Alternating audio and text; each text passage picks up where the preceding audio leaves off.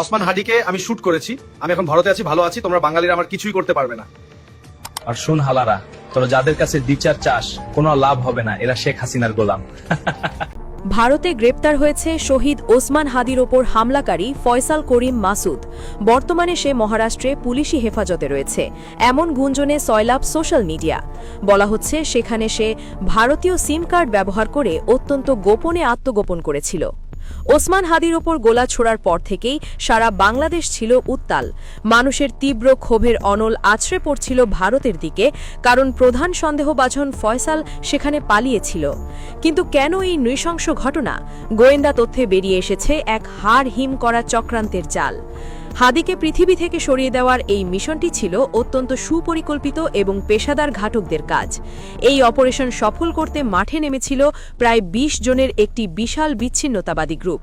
শুধু তাই নয়, এই ঘটনার নেপথ্যে হয়েছে কোটি কোটি টাকার লেনদেন।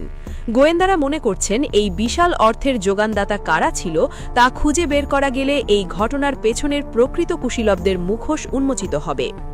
তদন্তে জানা গেছে এই ঘাতক দলটি বিদেশে বসে এর ছক আঁকে। দেশি ও বিদেশি অশুভ চক্রের মদদে দেশে ফিরে এসে তারা অত্যন্ত গোপনে তাদের কার্যক্রম শুরু করে। হাদিকে টার্গেট করার পর তার অত্যন্ত ঘনিষ্ঠ হওয়ার চেষ্টা করে ফয়সাল। ঘটনার মাত্র ৭ দিনের আগে সুকৌশলে হাদির সঙ্গে সখ্য গড়ে তোলে সে, যাতে তার প্রতিটি পদক্ষেপ ও গতিবিধির ওপর নজর রাখা সহজ হয়। এরপর মাত্র ৭ দিনের মাথায় অত্যন্ত পরিকল্পিতভাবে সম্পন্ন করা হয় সেই নৃশংস আক্রমণ। হাদিকে গোলা ছোড়ার মাত্র ১২ ঘণ্টার মধ্যে অত্যন্ত ক্ষিপ্রতার সঙ্গে দেশ ছেড়ে পালিয়ে যায় প্রধান অভিযুক্ত ফয়সাল।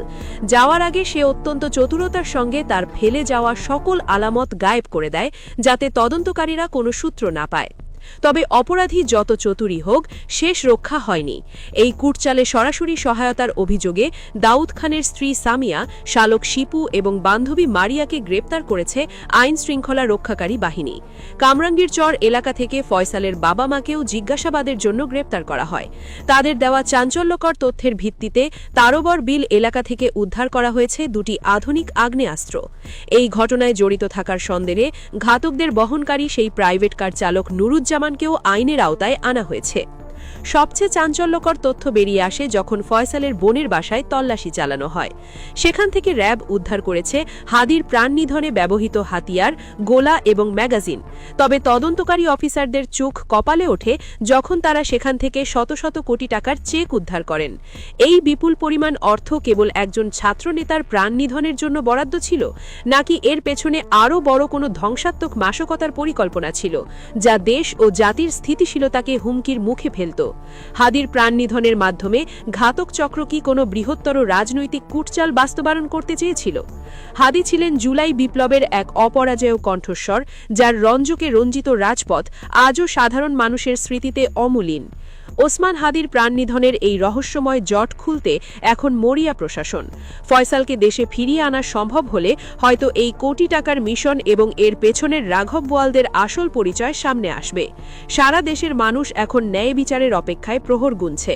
হাদির রঞ্জক যেন বৃথা না যায় এবং অপরাধীরা যেন দৃষ্টান্তমূলক শাস্তি পায়, এটাই এখন সাধারণ মানুষের একমাত্র প্রাণের দাবি। দেশবাসী চায় পর্দার আড়ালের মূল পরিকল্পনাকারীরা যেন দ্রুততম সময়ে জনসম্মুখে আসে এবং তাদেরকে বিচারের কাঠগড়ায় দাঁড় করানো হয়। জাতি এখন শহীদ হাদির প্রাণ নিধনের বিচারের অপেক্ষায় অপেক্ষমান।